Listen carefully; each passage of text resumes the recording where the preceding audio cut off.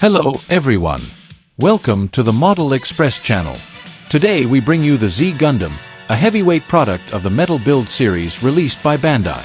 When the product was released last year, it received a lot of attention. In addition to the fact that the ZGundam itself is very popular, it is the first transformable machine in the MB series, which can be regarded as a milestone product. As soon as it was released on the weekend of the 26th, I tried to get one to make an unboxing video for everyone. The front of the box inherits the previous design style of the MB series, with a collection of solid shots of the model and close-up displays of the upper body. Due to the deformation function, the MA form is also displayed. The metal build and the name of the machine on the packaging are still made using the hot silver printing process. On the side is the machine number MSZ006. The box is not thick, so the contents do not seem to be very rich. In addition to the model's real shot display, the back of the box also shows the most important selling point, the one-piece deformation process. All the patterns are offset printed, and it turns out that key products are treated differently. Take out the contents. First of all, there are two layers of blister packaging. The first layer contains the backpack parts, beam rifle and two beam sword special effects parts. There are also 4 pairs of interchangeable hands. The second layer is the accessories of the platform bracket. Next is the foam box placed in the ZGundam body and an instruction manual. Open the foam box and you will find the ZGundam body, the modeling antenna, the deformable antenna, and 2 small accessories. The body is also reinforced with a blister.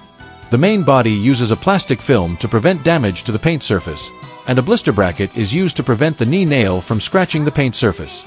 Combine the wing with the body. You can see that the metal connecting rod of the wing corresponds to the plastic connecting groove on the back of the body. There will be a feedback after it is fully inserted. This metal and plastic structure is a bit unreliable, but it is relatively tight overall, but other parts of the body feel a bit loose. I saw other reviews that also showed looseness, which should have been abandoned to prevent deformation. First, let's take a look at the MA aircraft form. The overall look is quite faithful to the setting, and the logo on the fuselage is also printed very clearly. I heard some people say that the MA form does not look good, mainly because the folded calves appear a bit too large, causing the entire fuselage to appear particularly thick. From the top, the wingspan is obviously too small, and the overall look does not feel like an aircraft. From the bottom, it is much more normal. After the wings are tightly fitted with the shield buckle, the left and right wings are not in a horizontal state, but present an arc. Although there are some discounts in the degree of restoration, I personally still prefer this setting. It can be seen that there are a large number of photocopied paints on the body, and various logos are everywhere on the body, which adds a lot of realism to the ZGundam. The details of the heat dissipation vents of the body are painted with golden metal, and the details of the nozzles of the body are painted with gunmetal color, and the details are processed with color separation, and the details of the turbofan inside the nozzle are processed. The MA form has a landing gear, but the model itself has an unstable center of gravity problem, and the contents specifically include a bracket. This set of models is only equipped with a beam rifle. Turn out the buckle of the rifle, then fold the white part at the tail of the machine in AZ shape and turn it up. Align the buckle of the rifle with the slide and install it downward, then align the groove of the white part with the barrel to reset and lock it. The beam magnum is not included and needs to be purchased separately. I can only say that Bandai is really a ripoff. The armor on the outside of the calf is another fun point. The armor on the outside has an unfolding structure. After opening it, you can see the real hydraulic rod inside, the gunmetal color-painted mechanical structure, and the details are still very rich. The tail of the aircraft uses a 2-layer structure of the front part to restore the details of the nozzle, and there is also a linkage fun point. Pull the red part on the upper end of the tail backwards, and the thruster at the bottom can be linked to expand outward. Okay, let's look at the transformation of ZGundam. First, you need to fold up the wings and unfold them by holding the lower edge of the wings. Then, you need to loosen the buckle that connects the wings and the shield. The buckle design of this Bandai seems to refer to the buckle design of Transformers. Multiple buckles not only strengthen the locking between parts, so that the combination of each part in the MA form will not be loose, but also improve the overall integrity and firmness. The disassembled shield needs to be restored to the handheld form. First, fold and store the buckle parts, Then flip the gray parts 180 degrees to reveal the buckle for docking the humanoid arm. Next, you need to shorten the shield through the slide, but it is not possible to slide now. Because there is a slot on the inside of the landing gear of the nose, it will get stuck when it is tightly fitted with the landing gear.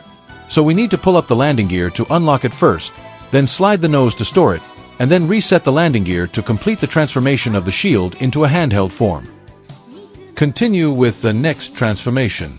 Lift the gray version of the calf, and let the outer armor of the thruster slide down the slide slot as a whole, and hide the thruster inside the armor. Then stretch the calf part and straighten the entire knee joint. From another angle, the white armor is the human-shaped knee armor. When the thigh and calf are about to be parallel, we bend the knee joint backwards to unlock the knee joint, and the entire knee will automatically complete a linkage. Next, store the gray version, add the gray part and fold it into a triangle. Then push the white part forward to reset it to complete the storage of this part.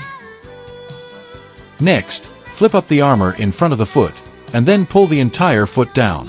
Note that when you pull down, there will be a linkage at the knee, and an armor part will pop out to reinforce the hollow part of the knee.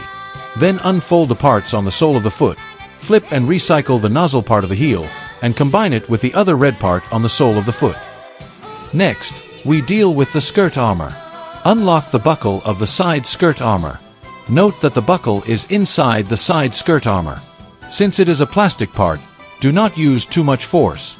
After unlocking, unfold the side skirt armor outward. Then there is a Z-shaped folding joint at the base of the thigh. We pull the calf down, and be careful to do it slowly. After pulling down, align the buckle on the inner side of the thigh with the whole of the outer thigh armor and buckle it. After buckling, the entire thigh is deformed. Then we can start to unlock the wings. Lift the wings upwards and unfold them. Because it is a metal plastic hinge, be careful when turning it. Then turn the wings back and flatten them, store the outer wings, and then fold the buckles on the upper side of the wings inwards for storage. The next step is to transform the rear skirt armor. First, fold the tail wing upwards 180 degrees, and you can see that there is a buckle connecting the tail wing to the rear skirt armor. Then turn it outward to unlock the rear skirt armor.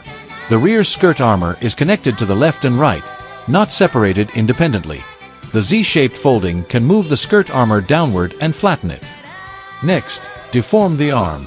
First, lift the arm as a whole, and then fold it outward 90 degrees along the joint at the base of the shoulder. After processing both arms, arrange the front skirt armor. First, lift the front skirt armor as a whole upward, and use the ball joint to rotate it to reset the front skirt armor. There is a double segment joint at the base of the side skirt armor. First, use this double action joint to pull the side skirt armor down, then rotate the side skirt armor downward, and finally use the double action joint to lift the side skirt armor upward. Next is to restore the waist joint. Move the waist from back to front. As long as the deformation is in place, the gray parts will automatically be stored in the waist. Then hold the red cockpit part on the chest of ZGundam and pull it forward. This part is the connecting rod and is made of metal. After pulling it open, turn the chest armor forward and pass the head part through the hole in the chest armor. Pay special attention to the antenna, there is still enough space. Then lift the head up, and the waist armor linkage will separate to the left and right. This design is very amazing. Turning to the front of the ZGundam, we can see that there is a slide at the shoulder joint. We need to push the shoulder and arm upward along the slide so that the shoulder is close to the body. Then, fold the red cockpit line 90 degrees downward, and then press the entire breastplate part downward. The metal slide will shrink inward instantly, and the cockpit and the main body will be locked with a buckle, thus completing the deformation of the breastplate. There are two buckles on the inside of the shoulder, which are combined with the concave hole of the main body to lock the shoulder. We flip to the back of the ZGundam, press the rear skirt armor close to the waist to complete the reset. Then it is the storage of the tail wing. Be careful not to flip it from the root. Fold the tail wing downward from the position of the white part. Be careful to do it slowly, and don't use too much force. Fold it 180 degrees and it will fit with the rear skirt armor. Then rotate the wing 180 degrees, and be careful to avoid it when flipping.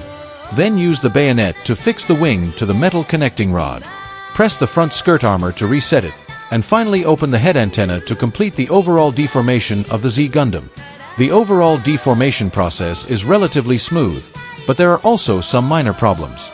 Be especially careful not to use brute force, otherwise the paint surface will be easily scratched. I still like the shape in human form. The legs look slender in close-up.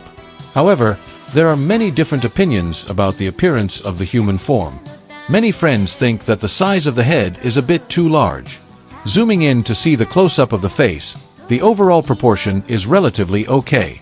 The face has a deliberately narrowed design, and it is still quite sharp when viewed from the front. From the side, you can feel that the head is still a bit large. Another thing is the position of the shoulders. Due to the position of the shoulder armor, many players feel that the arms are high. But in fact, the position where the arms connect to the main body is correct, but the shoulder armor is designed vertically and very high, which will cause a visual error. Finally, the waist design is the most criticized by players. Many players said that the waist is very short. Comparing the KA version of ZGundam and the MG 2.0 version, you can see that it is indeed relatively short. In addition, the position of the front skirt armor is a bit too high, blocking part of the cockpit. At the same time, the position of the side skirt armor is relatively high, which compresses the visual effect of the waist as a whole. Although it deviates from the original machine settings, this design is still in line with the modern fashion visual experience, and the overall figure looks like a model with perfect body proportions on the catwalk. Next, let's take a look at the mobility of the figure. The head is interfered by the collar and cannot be rotated 360 degrees. The head can be raised to about 45 degrees, and the range of lowering is very small. You need to be careful about the position of the chin and avoid bumping against the chest armor, which may easily cause damage to the paint. The waist is movable due to the limitation of the deformation design. There is no left and right side swing. Without unlocking the skirt armor, the range of the waist swinging forward and backward is very small, and there is almost no left and right waist rotation. After unlocking the skirt armor, the range of bending is not improved much, and the waist can be turned to about 45 degrees.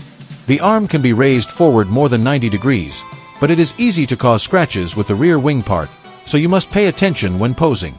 The upper arm can be rotated horizontally, and the elbow joint adopts a two-stage design, and the elbow can be bent to 180 degrees. There is a swing joint on the wrist, and it is no problem to rotate 360 degrees horizontally. The butterfly joint on the shoulder can be pulled outward, but the range is very small, which is not very helpful for posing with more tension. When pulling back, it will be easier to get loose because the bayonet is loose. The parts on the side of the shoulder armor can be lifted to avoid interference, and the hand platform is close to a 90-degree position. The side skirt armor and the front skirt armor can be unfolded, and the inside is painted with details. However, the rear skirt armor cannot be unfolded, and the rear lift of the legs is interfered with by the skirt armor and the wings, and is at most about 10 degrees, which is almost equivalent to no rear lift. The front kick can be close to 90 degrees, and there is a flat rotation joint at the root of the thigh, but it appears a little loose after deformation. The knee joint also adopts a double-section joint design. When bending the knee, you can see that the knee armor has a linkage effect, which can reach about 180 degrees. The ankle position has a grounding design that swings left and right, and can also swing slightly forward and backward. The side kick of the leg is interfered with by the side skirt armor, and can basically reach about 45 degrees. The kit also comes with two structures similar to arm clips, with metallic paint inside and detailed logos printed on the outside. Installing the bumps of the clips to the grooves of the arm adds a new play point to the forearm. Slide the clip backward along the slide, and there will be a linkage expansion mechanism at the front of the forearm armor, revealing two arm cannons. At the same time, the shield can also be installed through the groove of the forearm. The accessories also come with a shield adapter part to change the mounting position of the shield. Installing it in the corresponding groove can transform it into a state where the shield protects in front of the body. Unfortunately, there is no transparent special effect part as an auxiliary. The side skirt armor has a storage for beam sabers. When the storage structure is expanded, the hilt of the saber can be taken out and used with the beam special effect parts in the accessories. Finally, there is the beam rifle, which is finely painted and also has rich playability.